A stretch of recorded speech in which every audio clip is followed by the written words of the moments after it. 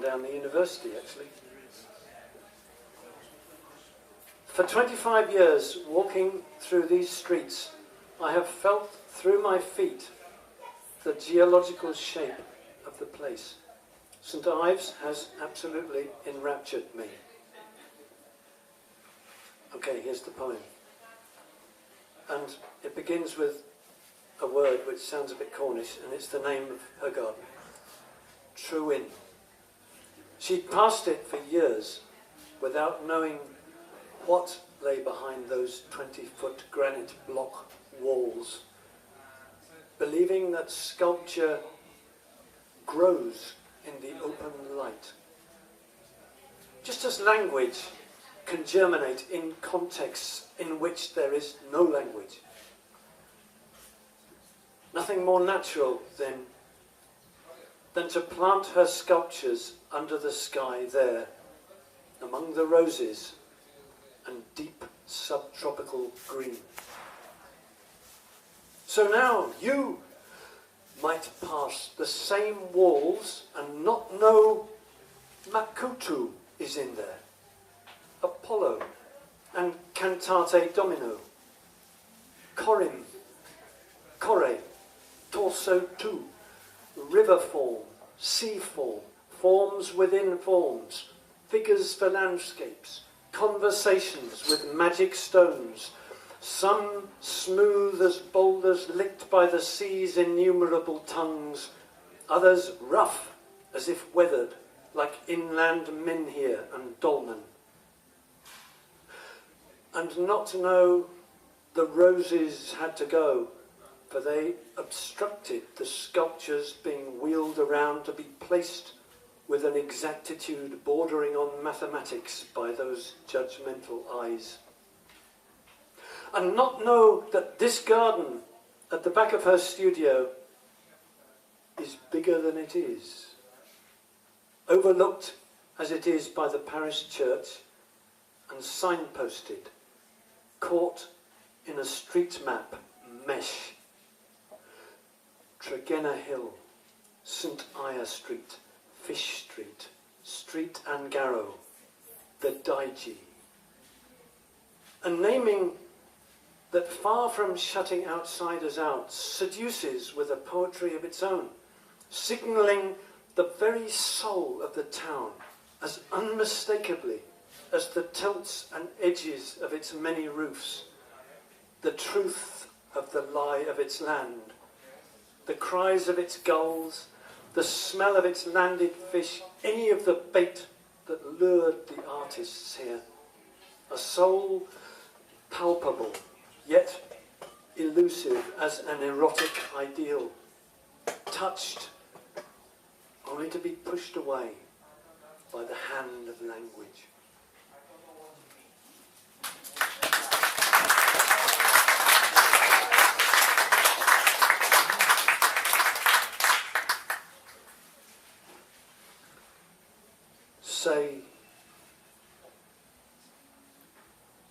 Say there were no such thing as truth, but only your word versus mine. Say crowing victors were correct and victims wrong because they whined.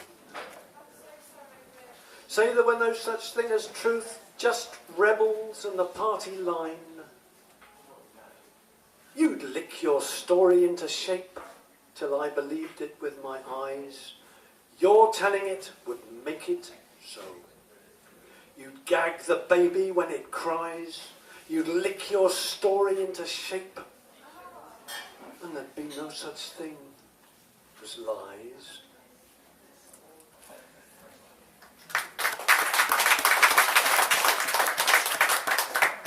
Addressed to a tyrant, that was. Not you. My father, maybe.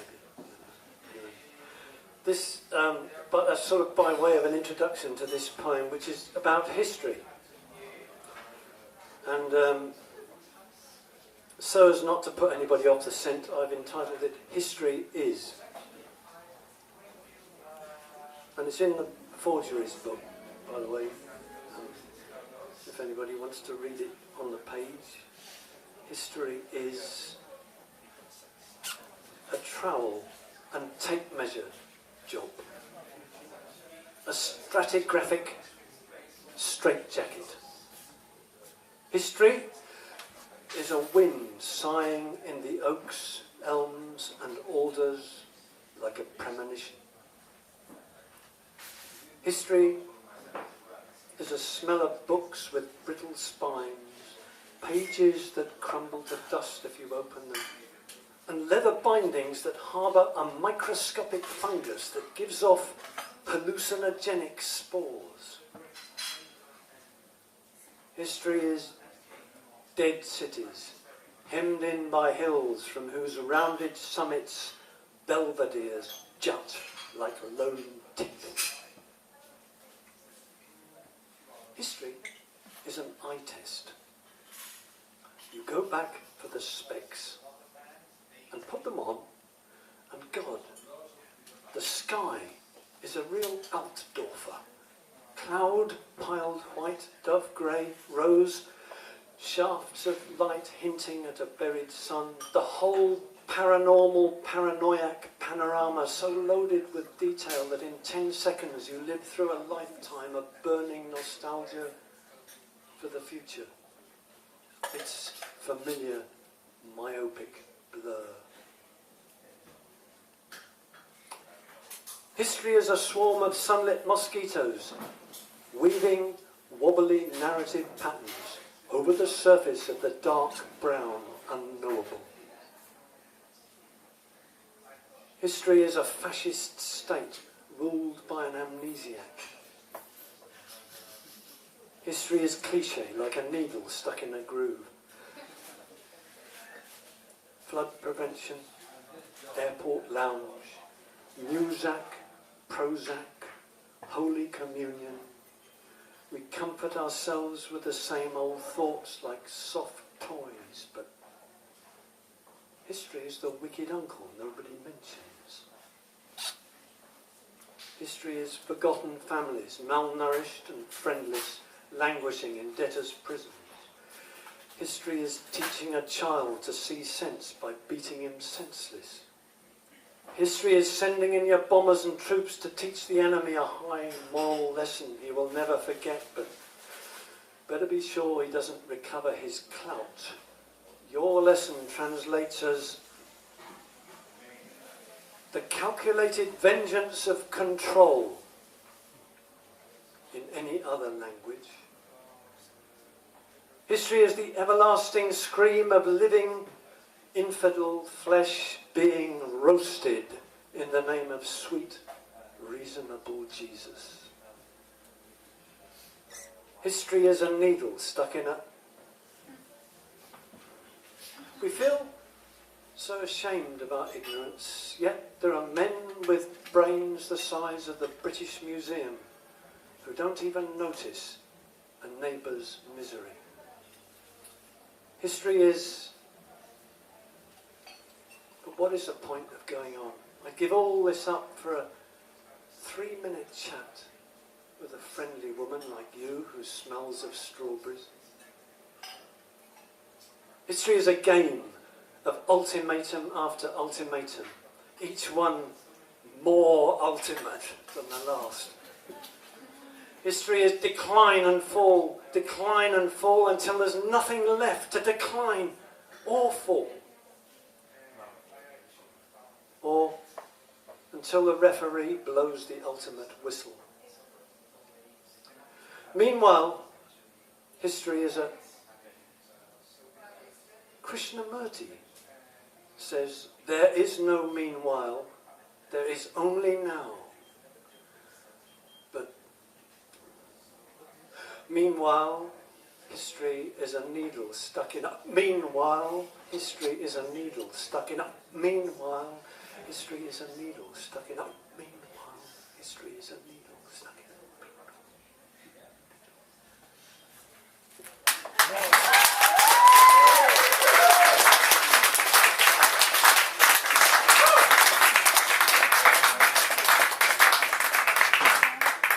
I walked 10 miles the other day.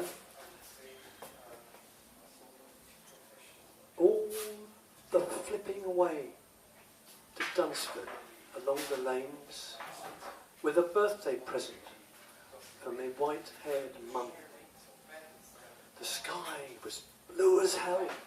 The sun was shining its blinking head off. And blimey, the hedgerows had gone blooming crazy. Campion, hogweed, hawkweed, herb, robert, cowweed, buttercup, bastard, balm, the sodding lot.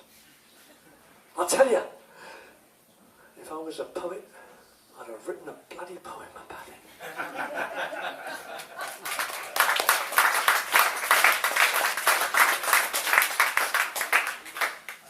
And finally, here's a poem called The Campus Trees, from which you can get that it's about a university. It features a fictional character called George.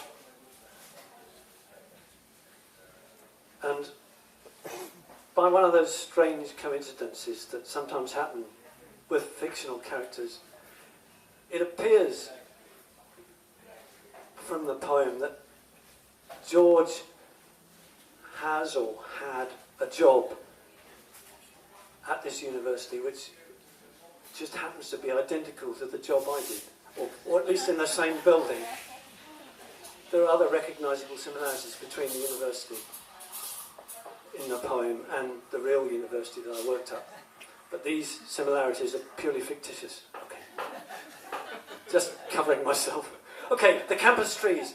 2 hours trapped in a swipe card space where 24/7 they sell off knowledge to increase their customers' employability, merging their brains with spoon-fed screens whose steady glimmer opens onto an endless virtuality.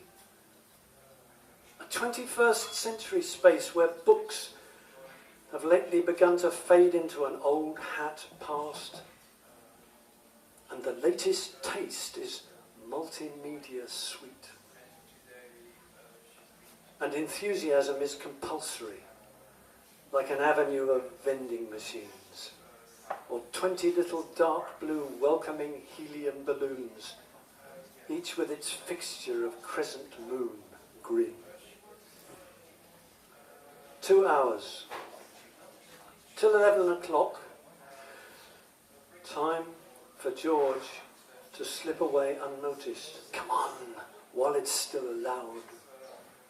To negotiate the swing doors with their easy-to-baffle anti-theft alarms.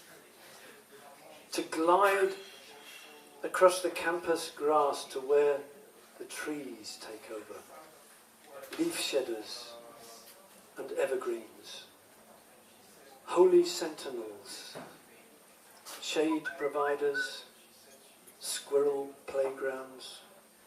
Even the imported ones, more rootedly here than any human body. George moves among them. Time's up.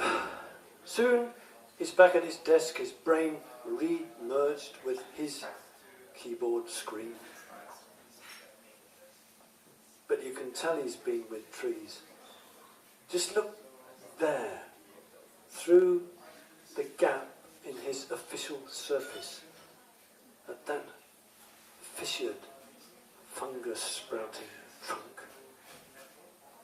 Sequoia, eucalyptus, chestnut.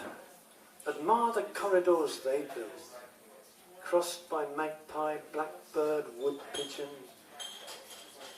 Trees, like birds, don't need their names. Don't care what day it is or century. Read the gestures their branches make, how they feather the distances, one behind the other. They speak a silence, colossal, aloof, far beyond the reach of salaried, funded minds. That's it.